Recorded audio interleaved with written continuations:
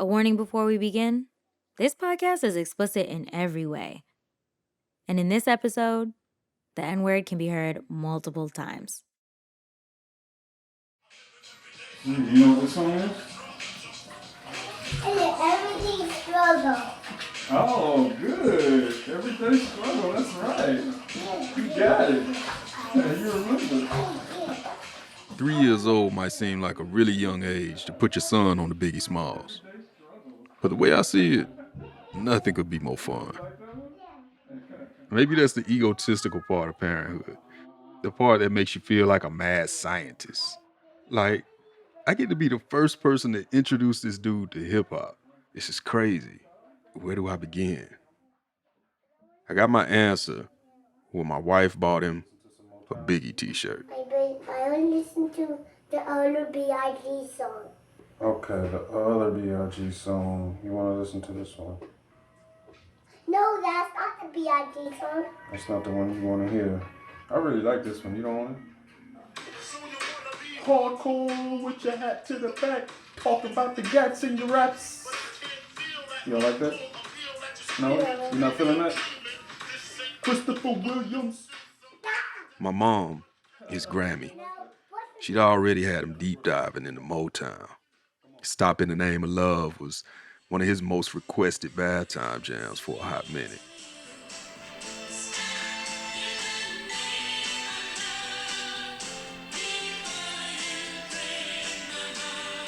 Even my wife's granddad got in on the mix, emailing YouTube links of Hindustani classical music all the way from India for us to play for his firstborn great-grandson.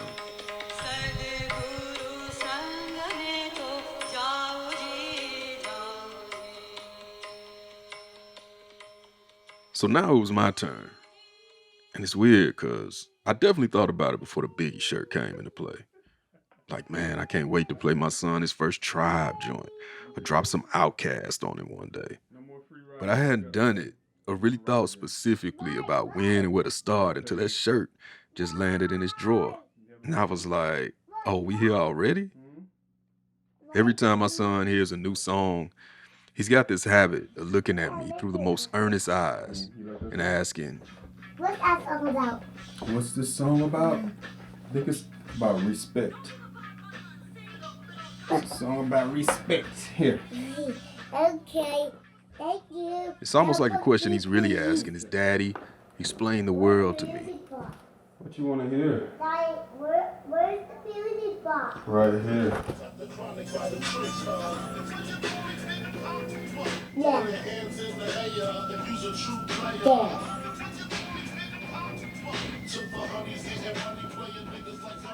Maybe by the time he's able to hold a conversation for longer than 2 minutes, I'll have found the words to explain why Biggie is complicated in more ways than just his internal rhyme schemes. Right now, the flow is just too cold. Literally. What's up, Rodney? What's up, Sid? How you doing? I'm good. I'm fine. You sound down bad. Why? Are you sick? I'm very sick, yeah. Your kid gets a cold. Is your cold too? Yeah, man. He brought home something called RSV. Like, you know, all of the new wave cold and flu viruses when you have a Oh, toddler, gosh. because they Oh, my bring them God. home like every other week, man.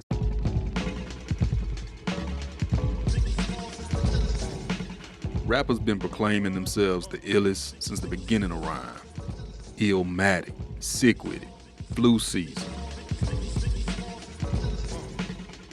Now, I don't know the etymology of the slang, but nursing my umpteen colds since the pandemic got me to thinking of it as a survival metaphor. In order to stay alive in this sick world, you gotta become the illest. And nothing's iller than being a hip-hop dad. You're tasked with raising the next generation without dooming them to repeat your destiny. We're supposed to be thinking about this kind of stuff all the time, and we do, but it doesn't mean that having kids doesn't give you even more cause to think about it, in a deeper it takes way. on a whole new meaning, a new Yeah, lens. man. You start analyzing, like, how did I become the man that I came to be? And for me, man, I had to realize, like, a lot of it is due to the music that I grew up loving. You know what I mean? If you see the flaw in that, how are you trying to avoid that? I feel like that's a really big question to start on. That's kind of where I am with it. Yeah, because truth is, I got a whole lifetime of rap and bullshit to infect him with. And ain't no vaccine for that. I'm Rodney Carmichael. I'm Sidney Madden. And from NPR Music, this is Louder Than a Riot. On every episode this season, we tackle one unwritten rule of hip-hop that affects the most marginalized among us and holds the entire culture back. And one that a new generation of rap refuses to stand for. All season long, we've been looking inward at how a culture created by the marginalized became such a marginalizing force to so many within it. At times, this even caused me to question myself, because ain't no way to truly interrogate misogynoir in hip-hop without men taking some accountability for the past, but especially for the future, so we don't turn our sons into survivors and perpetrators of the same ill fate. So this episode is going to be a little different. Part meditation, part conversation between me and my former selves, and a few folks thinking seriously about beats, rhymes, and life. On this episode, rule number 9. Like Papa, like son.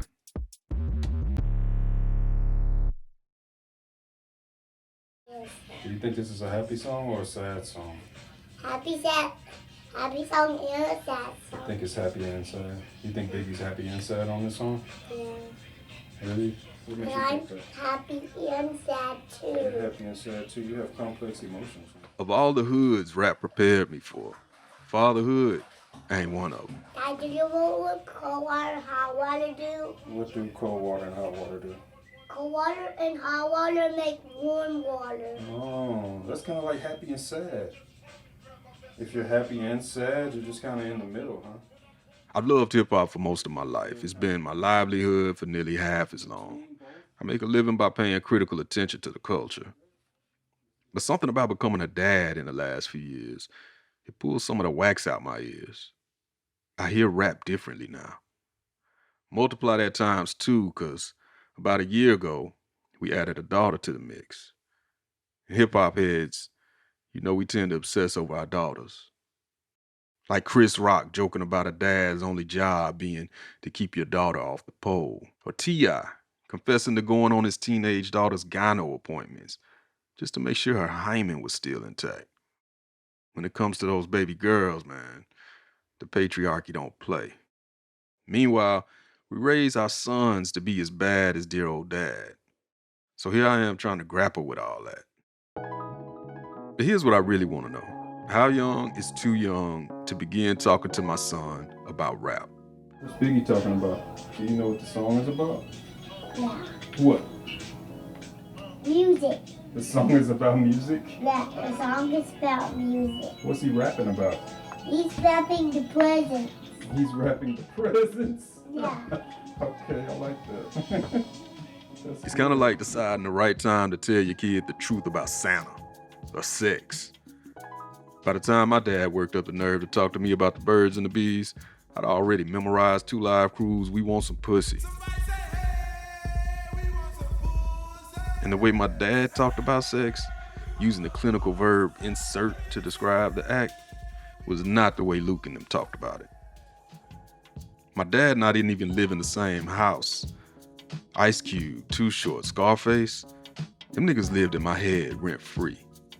They were the rappers who raised me, especially when it came to how I thought about girls and eventually women.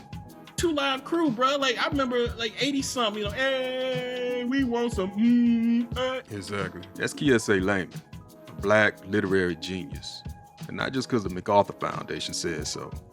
He's written a lot about growing up hip-hop in the South, so I had to holler at him. I went to the concert. I knew that shit was foul. I knew it was foul. I knew that shit was foul. Damn, wait a minute, hold on. You went to a 2 Live I went Crew to 2 concert Live at Crew what age? concert in like 87, fam. It was 2 Live Wow. Crew. It was Too Short. Okay. And I was going through puberty. Like, I knew that the shit they were saying about women was fucked up. I knew it was mean, and I knew they couldn't rap. But I also knew at 12 or 13 that the fucking album cover made my body feel things. And when they performed in Jackson, they had them dancers on stage, like real live grown women shaking their ass. Like, and then these men are talking about how these grown women ain't shit. There's a dissonance there, but I think bodily what you feel is, yo, this is mean.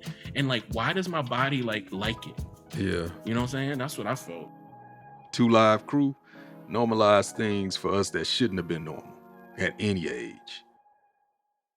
Before I knew anything about the wild shit that could go down at high school skip parties, 2 Live inducted a generation of black boys into rape culture with the introduction of running trains. See, me and my homies like to play this game.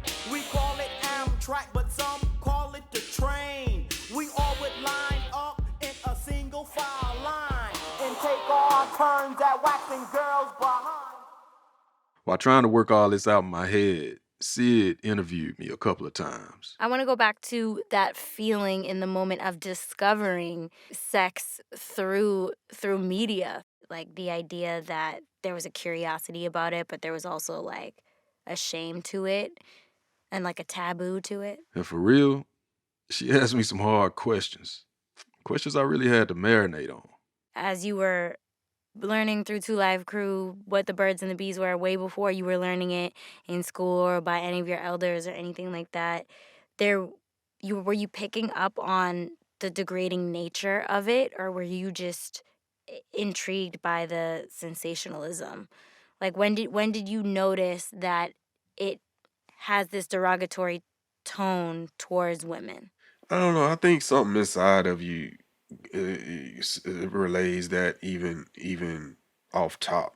I think though, in terms of what really becomes more foundational for me, is not even just the sexual aspect of what I'm hearing in the music, but the way masculinity is being defined, right? Like, you know, when I started to think about some of my favorite early rappers, whether it's like Ice Cube or I was a NWA fan early on too, the masculinity was hyper.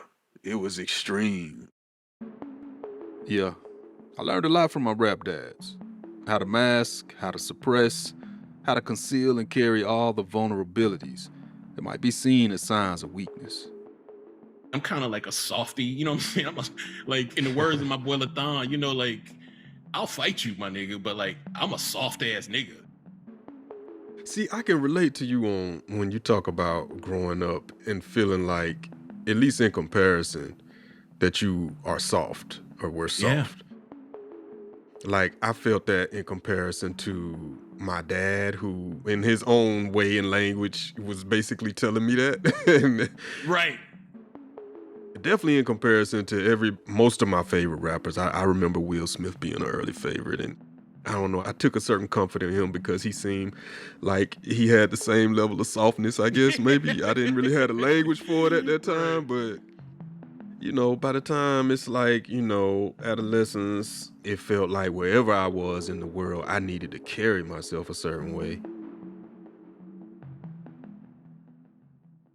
I want to dig into that, like how rap shaped your perceptions of manhood, like what it meant to be a black man. So, I mean, take me back to that. This was the crack era. This was the mass incarceration era. This was the war on drugs era. And this was also the era when they were always like, you know, black men are an endangered species. It just felt like you had to be ready for something.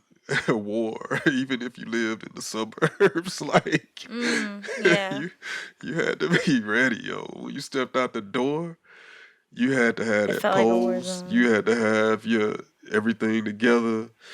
You know, so you didn't have to be tested because reality was gonna test you in some kind of way, and so that's really what shaped and defined masculinity in that era. Every generation of black men has to redefine masculinity all over again. The hand-me-downs from my daddies and granddaddies past, they never seem to fit quite right. My generation overdid it. We took that blaxploitation era machismo, added guns and gangster grills, and a fascination with pimping, pushing, and playing, and packaged it for mass consumption, never once realizing we were the product the entire time. Hypermasculinity became a shield and sword black men carried to ward off 400 years of fear, oppression, desperation. But when you weaponize yourself for protection 24/7, you end up causing the most harm to the ones closest to you, even yourself. So if you had to have a metaphysical armor, you had to be ready for war, you had to always be ready for anything, how did that affect your relationships with women? For me, it seemed cooler to not be in a relationship, but to still have physical relationships. It didn't seem cool to have emotional relationships. I can remember this one New Year's Eve, and I was gonna get the car, but I remember the girlfriend that I had at the time wanting to hang out, wanting to do New Year's Eve together.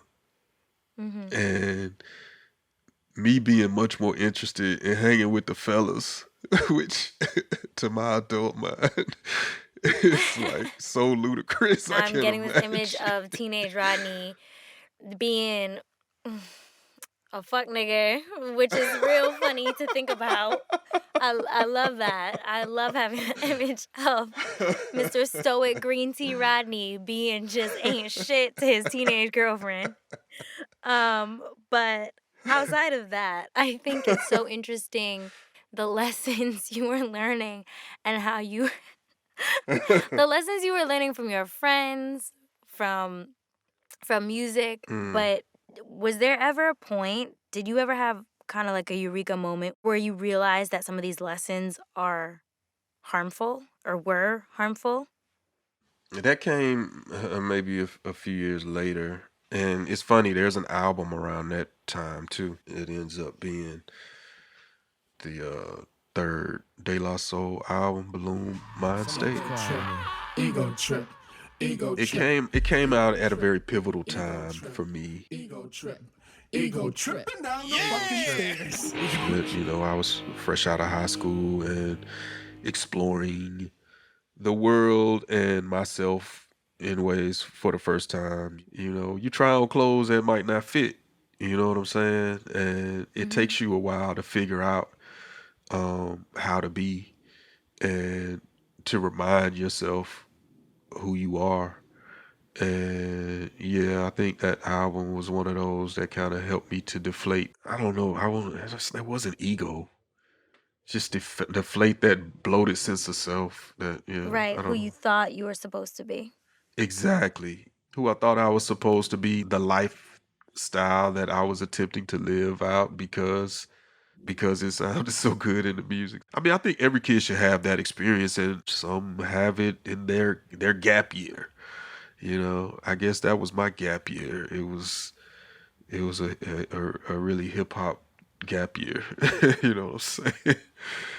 I Yeah. went to the Navy and got kicked out, but that was kind of, So wait. So after high school, you went to the Navy, got kicked out? yeah, I did. When you graduate high school without a plan, there's one or two places you might land: jail or the military. Joining the Navy was supposed to be my great escape, a way to run from responsibility and expectation and all the other black, lower middle class hopes and post-civil rights dreams the generation prior had invested in me. They say the universe is so vast that we all have alternate versions of ourselves floating out there. I found mine drowning at the bottom of a 40-ounce bottle when I was 19. He was everything I wasn't at the time, unleashed and unashamed. I dubbed him C-Mike, my hip-hop alter ego, the dude I became once I was finally out of my mama's house. I still wasn't old enough to drink or think straight, but I could legally buy a box of Newports, vote for a doobie-smoking president who claimed he never inhaled, and sign my life away to Uncle Sam. They stationed me on an aircraft carrier of 5,000 men, the Pacific Ocean was our hot tub, and every dock from San Diego up the coast to Bremerton, Washington was our playground. We got paid to chalk and chain fighter planes, but we clocked way more hours as hip-hop journeymen. Fishing out the hardest bars and deciphering rhymes was our closest thing to therapy. I came up on loot the day I discovered Cool G Rap's illest line. Snitches get stitches, bitches that act snotty inside the party, even the hotties get turned to bodies. My best friends were ex-dope boys, second chance delinquents, teenage fathers, stuck in that liminal space between adolescence and accountability. The space black boys ain't granted for long. Detroit niggas, St. Louis niggas, East Texas niggas, Birmingham, DC, Tennessee, Mississippi, and Atlanta niggas, all bonded over Snoop and Dre weed anthems, bitches ain't shit ideology, and thug life doctrine. We were politicians, we were philosophers, we were malt liquor guzzlers. We wasn't shit. I stumbled back to the boat more times than I can remember, blacked out. Fragile egos took some of us out before our discharge date. A homie wound up in the brig when too much shit talk over a spades game brought the knives out. And I fell asleep in my rack way too many cold nights, pumping Sade through my headphones and tucking my feelings under the covers so nobody could hear me humming, Love is Stronger Than Pride.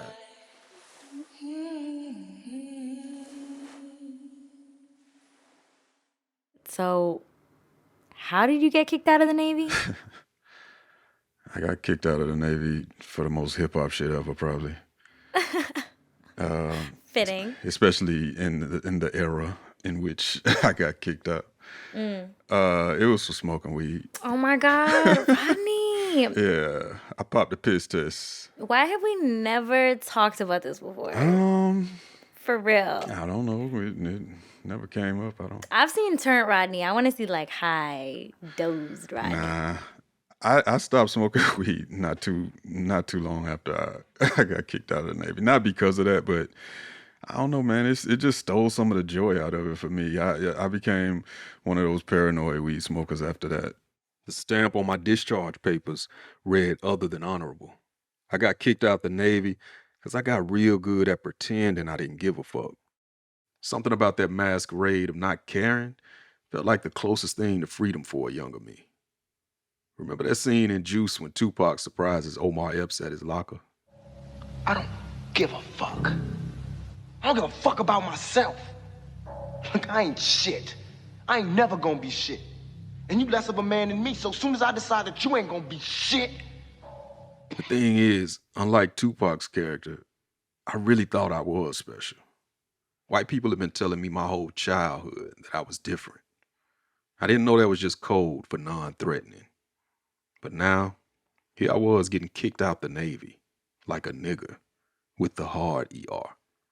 A threat to the establishment, other than honorable. For me, there was some honor in that. Never mind that I barely saved a dime or that I was going back to my mama's house empty-handed. At least Ice Cube wouldn't think I was a sellout now. After a year of living recklessly, my wake-up call came somewhere between Oakland and Atlanta on a 4-day Greyhound bus ride back to reality. Listen to your radio. I ask you to put your headphones on. De La Soul's Balloon Mind State album was the wake-up call in my headphones the whole way home. Tell me more about that. What songs specifically? Oh, man. Probably, I Am, I Be. Mm-hmm. Yeah, that's a really powerful song on that album. I am Pasta Noose. I be the newest generation of slaves here to make tapes about record exec rates. The pile of revenue I create, but I guess I don't get a cut cause my rent's I'm on flake. I don't know, that's such a, man. And the sample on that song is very haunting. Dun, dun, dun, dun. Who departed life just a little too soon. It didn't see me grab the plug tune fame as we go a little something like this. Look, ma, no protection. It was just like I had lived this fantasy version, this really carefree, I don't give a fuck version. Maybe I needed to live that. But it was also a version of me that in a lot of ways embodied a lot of what I'd learned through the music in terms of how to be a young black man, and that shit didn't work in real life. I look back at that year and I just see myself acting out in ways that mirrored a lot of the models of manhood and masculinity that I had loved growing up, in terms of how they acted toward women, in terms of how they acted toward other men sometimes, and in terms of how they acted toward themselves, you know, that self-denial and that kind of thing. If my first dance with adulthood was awkward, it also laid the groundwork for a future where that experience and my love of hip-hop will come full circle. I'm going to make chocolate chip cookies. Oh man, that's gonna be so good. The chocolate chip cookies are done. See. Now let's put them in the oven. Okay.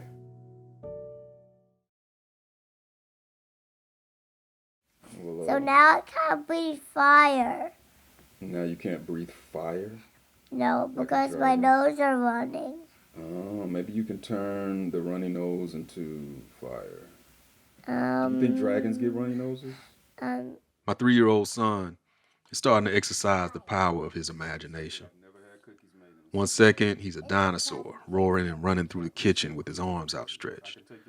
The next, he's making invisible cookies only he can see in a bathroom drawer he calls his oven, before serving them up with a plastic spatula. Wow, that is tasty. I love your skillet chocolate chip cookie recipe. Wow. How did you learn that, Ori? I was just baking.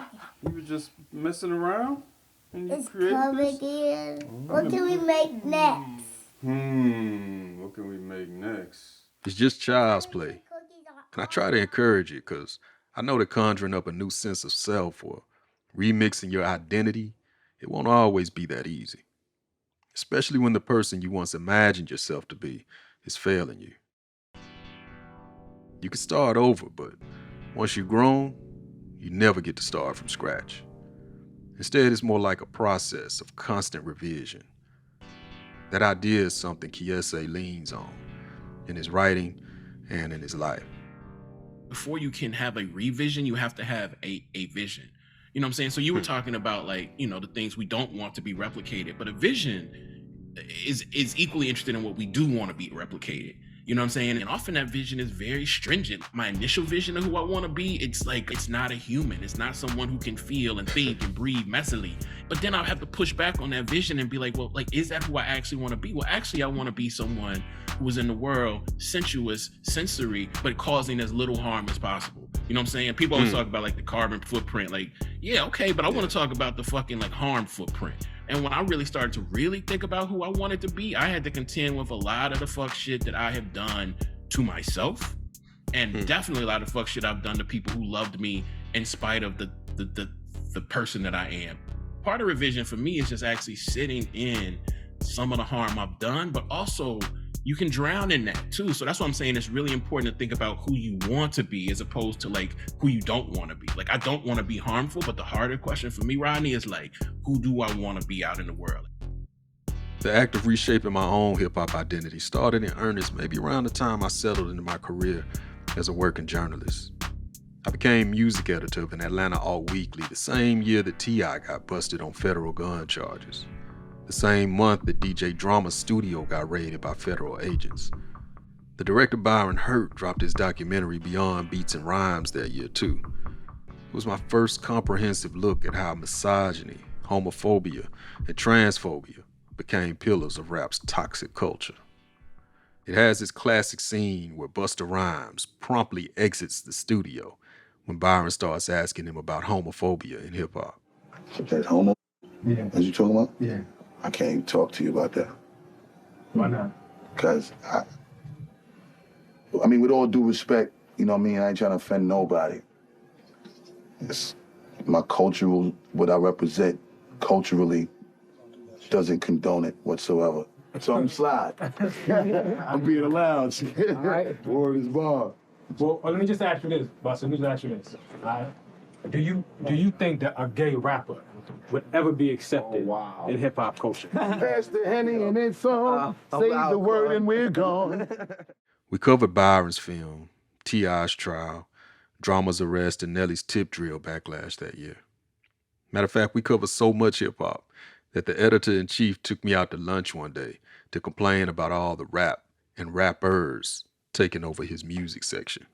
You're covering it, and I don't want to put words in your mouth, but like, how is the messages you're getting from the music shaping the work you create off of it?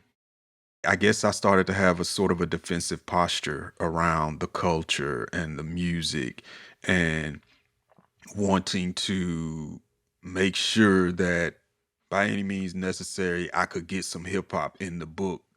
Because to me, that in and of itself in a white space was alternative, even if it was black pop music. You know what I'm saying? So I think because of that, I probably had blinders on, like really big blinders to some of the stuff that you're talking about, like, the misogyny in the music. This was the advent of the comment section. And so all of a sudden now you had all of these white alt weekly readers going in on the comments anytime we published something hip hop related.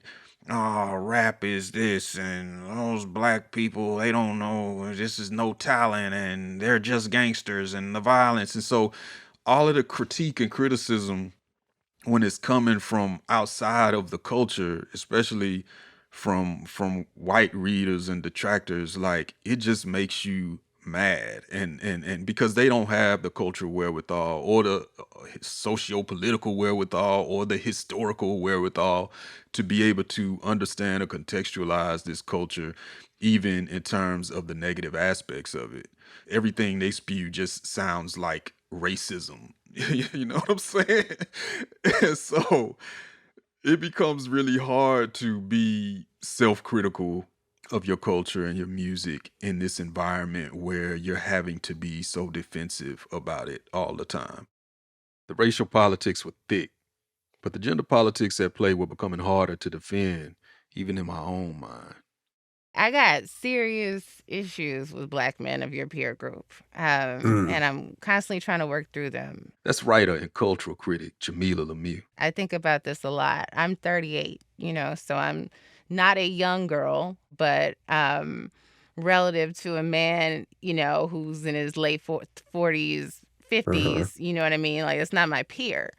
And I'm consistently just kind of shocked at how stuck some of these men are. When Jamilah dropped The Black Ass Lie, her 7,000-pound essay in response to Dave Chappelle's comedy special, The Closer, man, it was bigger than Roxanne's revenge. I remember tweeting it out at the time and calling it required reading for straight black men or something like that. The first response I got was some bruh saying black men had no avenue to express our pain. I had to hit dude back just to ask, have you never heard of hip hop? The story that we've always been sold about hip hop was that hip hop is black men telling their truth. Right? This is their side of the story. This is how they get to tell the world what they go through. And so for us to challenge that, we've been told we're challenging you all's ability to speak freely and talk about your experiences. But what you all are saying is incredibly hurtful to us and about us. Right. And so what does that mean? Am I to believe that we are so vile to them that we have somehow earned this loathing? Kind of like me, Jamilah's formative years were shaped by rap in a lot of ways too. Black Moon, Wu-Tang, and De La were some of her early favorites. And just as I was learning through the music how to carry myself, Jamilah was picking up on how women were being perceived in it. I think rap taught me a lot about what it means to live as a woman. In what ways? How women are regarded. That women are secondary to men in a very profound way. That what they need, what they feel, what they experience is just simply not as consequential to the world as what men feel and desire. They talk about having endless access to women and choosing to mistreat them. And I just find that really curious because, like, if most women had endless access to men, our instinct wouldn't be, I want to abuse them. Yeah. But that's because we value men. We think of them as important people. I mean, Black women really, really, really value Black men in a very significant way. Said another way, Black men don't really, really, really value Black women. Not in the same way. Not until we're good and ready. Until we have a reason. Maybe even until we have a kid. And it's hard for me to say that out loud because I don't want it to be true. Even if there are plenty examples throughout this whole season that keep proving it is true. And behind everything Jamilah's saying, I can almost hear her asking me, why are you just stepping up to the plate? And why are you talking to me about it? Toward the end of our convo, she made that question plain. Have you thought about how hip hop makes women feel? Have you given it any thought? Being a Black man and often working at white publications where hip hop wasn't a priority, I've often found myself feeling the need to defend the culture. But I also would often have times when I was alone in a car riding and listening to music where I would just be like, man, when I didn't have to explain anything to anybody else or excuse anything away, and it was just me sitting with it, I would be like, man, this shit is like inexcusable. It's always felt like it's so big that it's almost like, where can I begin other than with me? And I guess that's why, for me, being a dad now, I feel like my biggest project, maybe my only project, is to try to figure out how to raise a son who, despite being exposed to a lot of this stuff, will have another alternative way to think about and be a man. So he doesn't have to be that kind of man and model that kind of behavior or live it or pose as it. You know what I mean? I don't know. Maybe it's a cop out, but yeah, I guess that's where I am with it. As I was answering Jamilah's question, something about it sounded weak, even to me. Maybe the realization was hitting me in the moment that focusing on the next generation is really just another way to pass the buck to the young bucks, in the hope that doing so might make me look less guilty. But I can't blame my rap dads any more than I can blame myself, especially at my big age. They say misogyny is rooted in hatred. I never thought of myself as a hater, least of all of Black women. I've loved them, been loved by them, in one regard or another for my entire life. That love nurtured me even when I didn't fully love myself. But I've also loved hip-hop with my whole entire soul. And I never saw those two things in such stark conflict until recently. It's forced me to consider my own complicity. I've thought about how I've contributed to misogynoir in ways I didn't realize as a writer and editor who sometimes wrote pieces under the guise of celebrating women in rap that only painted them further into a corner. Or hotepping before hotepism, with profiles that objectified women sexually or moralized over them exercising their own brand of sexual agency. From poking problematic fun at Sierra's goodies to think piecing on Trina's pleasure principle while placing my own disapproving gaze front and center. Putting ideas like this into the world that influenced the way people read the art and actions of Black women caused a particular kind of harm that's worsened as women have come to dominate the genre. And it would be hypocritical of me to ask why that is without questioning myself first. It's constantly a process. Yeah. It's constantly it's a negotiation. And I think that in general, I think Black people have negotiated a lot to love hip hop. Yeah. There's this adherence to, white male patriarchy that is deep in some of our men. I mean, hip hop is hyper capitalist. It's about, who's got the biggest bank account, who's got the biggest watch, who's the most visible. That's where success and freedom are measured. And so instead of searching for a version of revolution that includes all Black people, they're thinking of how they get to live and be like white men. The fact that much of mainstream rap for so long lost or altogether lacked any kind of real intersectional come up feels like a major fail. Instead, we became a culture of exclusivity and exclusion, a billionaire boys club, corporatized and commodified to death. Operating under the crooked American system too long. Outcast, pronounced outcast. Adjective meaning. What Jamilah said reminded me of a line from an old Outkast album I still bump religiously. It comes near the end, like a fresh sprinkling of Southern playalistic critical race theory, after nearly 60 minutes of Big and Dre's post-adolescent pimping and posturing. If you think it's all about pimping hoes and slamming Cadillac doors, you probably a cracker, or a nigga that think he a cracker, or maybe just don't understand. When Dungeon Family sage Big Rube said that on Cass' 94 debut, it literally took me years to understand. Rube was critiquing capitalism, or the crooked American system as he called it.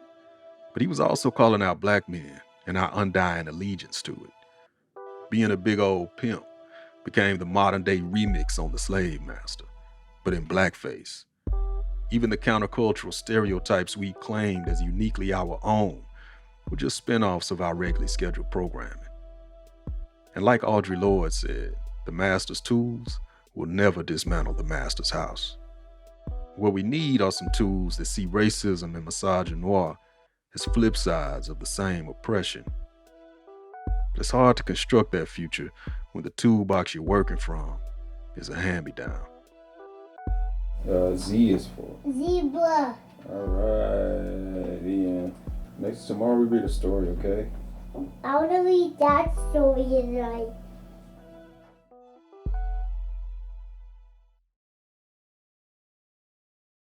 What are you working on? My computer. Because I need to work. Why do you need to work? Because I need money.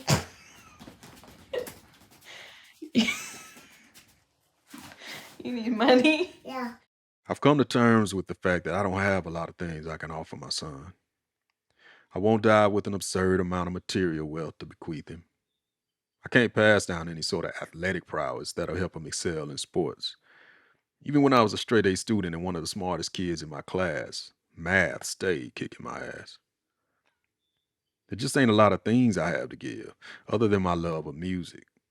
It's the only language I've ever been fluent in, the only tongue that's native to me. It's still the most revolutionary art form in my lifetime, even though my relationship to it might be way more complicated now. At this point, my legacy is old baggage. It's full of dusty records and dustier ideals I picked up through my dad, my rap dads, and all my old homies about how to embody manhood. Is that what it means? Because best means favorite. There can only be one best friend. There's gonna be two best friends. There can be two best friends? Yeah. Oh, okay. Well, I guess a lot of people And I don't want three.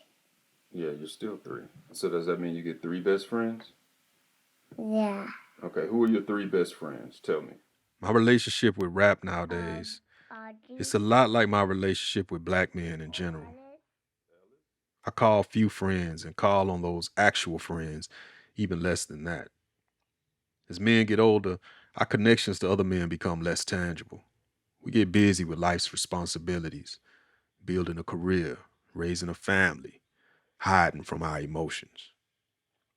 We get hard, or try to steel ourselves, not just against the outside world, but from our inner selves too.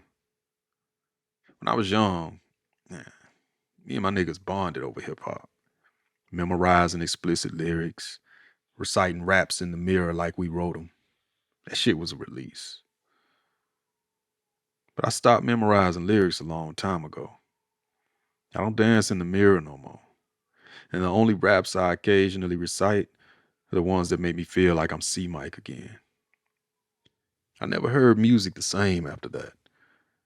But maybe because I never had friends who made me feel music quite like that again either. It's one of the last things Kiese and I talked about before we hung up. And I had friendships with men in ways that I never have had since, like really deep friendships. And in a lot of ways, I didn't realize until a long time later that in some ways, the end of that year and leaving that environment, there was a mourning associated with the end of these relationships with men that I really love, because I knew that probably would never happen again. And so I connect a lot of that with hip hop as well, because everything that was coming out at the time that was like soundtracking the year for me. But yeah, I found that trying to form those kind of relationships since then, or even admitting there was a craving to have those kind of relationships. Yep. It was almost like I couldn't admit to myself for a long time that was something I needed, or that I missed about that period in my life. You know what I mean? Even when we were doing things that we shouldn't have been doing together, right? Absolutely. You know what I mean? Oh God, bro, like that's so sad to say. I have boys, but all of those relationships are virtual. You know what I'm saying? Like even pre-COVID, I still played a lot of basketball. Part of that was because like that was a community of mostly black men. Like, I mean, basketball gave us an excuse to touch. Basketball gave us an excuse to commune and listen and be together. And then when my body broke, I felt embarrassed to be around them because I got bigger. I thought they would judge me, And honestly, fam, what you just said, like that, I haven't had real textured, present, loving relationships with brothers like that I see every day or every week in decades, and it's terrible. And it's really terrible, and I miss it really bad, but I'm scared to like, I don't even know, there's not a Tinder for that, there's not a fucking like Grinder for like that, you know what I'm trying to say? Like, I don't know, do I go on there and be like, I miss niggas, like any niggas want to come over here and like, you know what I'm saying, like come to my crib, we can just like, be niggas, like but that's what I want, but like, but I don't know how to do it, and I'm scared. But like a lot of men are feeling that, bro. Like I in listening, you can hear people talk about like a kind of loneliness, and I think part of that is that we just some of us don't make space to touch and commune with other brothers and our friends. For me, like my friendships with my brothers, like that was love. But what did we do in those groups? We talked about hip hop. Like, you know what I mean? Like, like hip hop at the core, in addition to being all of the fucked up things that the nation is, like there's a textured love in there for me that I have not found anywhere else yet. Hey Ori, who's your best friend today? You are my best friend. I'm your best friend? Yeah. For real? You're my best friend. Why is Daddy your best friend? Because When my son calls me his best friend, I always think about how that was a parental no-no to the generation before me. Our parents were not our friends. Didn't want to be, didn't pretend to be. And they had special ways of reminding us of that fact if we slipped up and forgot. But when he calls me his best friend now, part of me thinks about all the people I called friends growing up, all the rappers who schooled me coming up, all the people I looked to, even more than my parents, to give me the game. I think to myself, him seeing me as a friend might not be the worst thing in the world. Teaching my son how to listen critically and empathically, how to hear the love and the lack in the music, how to distinguish the good shit from the bullshit, even when the bullshit is that shit.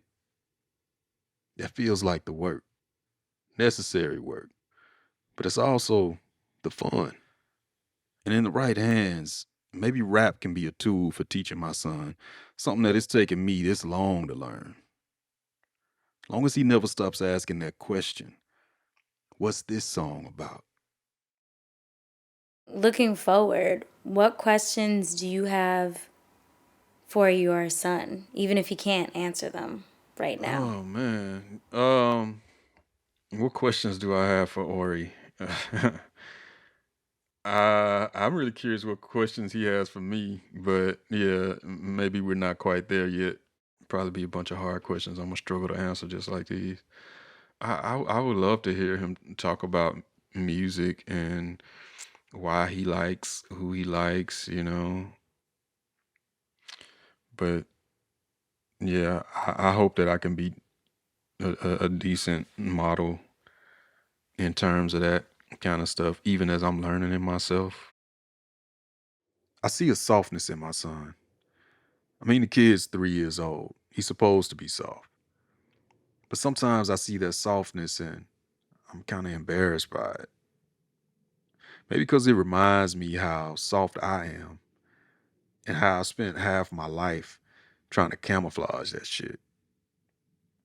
But I look at him and I see the kid that cries too long when he's hurting inside. I see him and I remember the look my dad used to give me when I did that. I tried to give him that look, but man, my son just keeps on wailing. The look doesn't work on him either. And I secretly take pride in that, even as I fight back the urge to strip it away. I don't want to make him hard. I don't. Not too hard. Hard enough to survive, but soft enough to live. Without being afraid or unforgiving or dead. And I hope music can be a lifeline somehow. I know this problem is bigger than my one son, but it feels like the most meaningful work I can do. Something I can be about rather than just talking about. Something I can hold myself accountable for. Truth is, I need work too. And I'm gonna mess up while trying not to mess him up. I'll definitely have to unlearn some things about who I am and the person I imagine him to be. I'm also trying to leave myself open to whatever it is he has to teach me, even if it's how to be softer. Cause same way I gave my son blood and breath, he gonna get these beats and rhymes. Cause we black, and this rhythm, it's all we have that couldn't be stripped from us or stolen away. And he deserves every bit of that. It's his without asking. But he deserves to have it in a way that doesn't require him to lie, die, or cause harm to himself or anyone else. That's the thing I've always loved about rap. It's a self-regulating culture. We determine what's cool, what's corny, what's cap. We set the tone, take the temp, and tell the time. That means there's space for the next 50 years of hip-hop to be a jamming ass course correction. A counter-revolutionary remix, intersectional, and liberatory as all hell. Me and you, your mama and your cousin too. I think that's that texture love that Kiese is talking about. And I want to give that to all our children.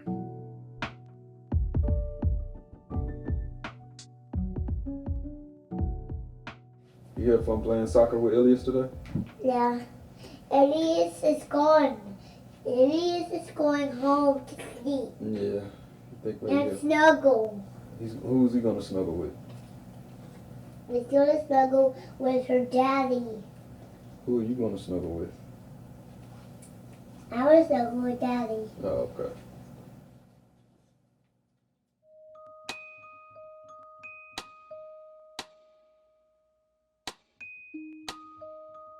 All right, y'all. Next week is the last episode of the season, and we're confronting the rule at the root of it all. Two women can always find a common ground. I think it's the testosterone and the ego of the men to make women feel like you gotta be the only one. You the only one on top. There can only be one queen bitch. That's why the girls be arguing all the time. What happens when the same forces, putting a squeeze on the girls, gays, and theys, come for our show too? That's next time on Louder Than a Riot. Louder Than a Riot is hosted by me, Rodney Carmichael. And me, Sidney Madden. This episode was written by me and it was produced by Sam J. Leeds. Our senior producer is Gabby Bulgarelli. And our producers are Sam J. Leeds and Mano Sundaresan. Our editor is Soraya Shockley, with additional editing by Sam J. Leeds. And our engineer is Gilly Moon. Our senior supervising producer is Cher Vincent. Our interns are Jose Sandoval, Teresa Shea, and Pilar Galvan. And the NPR execs are Keith Jenkins, Yolanda Sanguini, and Anya Grunman. Original theme by Casa Overall. Remix by Susie Analog. Scoring by Susie Analog and Casa Overall. Our digital editors are Jacob Gans, Daoud Tyler Amin, and Sheldon Pierce. Our fact checker is Greta Pittenger. Special thanks to my wife Nikki for being my constant sounding board, and my son for letting me follow him around with the microphone for the last couple of months, and my mom for putting up with the teenage me. I think we made it. If you like this episode and you want to talk back, hit us up on Twitter. We're at Louder Than A Riot. And if you want to email us, it's louder@npr.org. From NPR Music, I'm Rodney Carmichael. I'm Sidney Madden. This is Louder Than A Riot.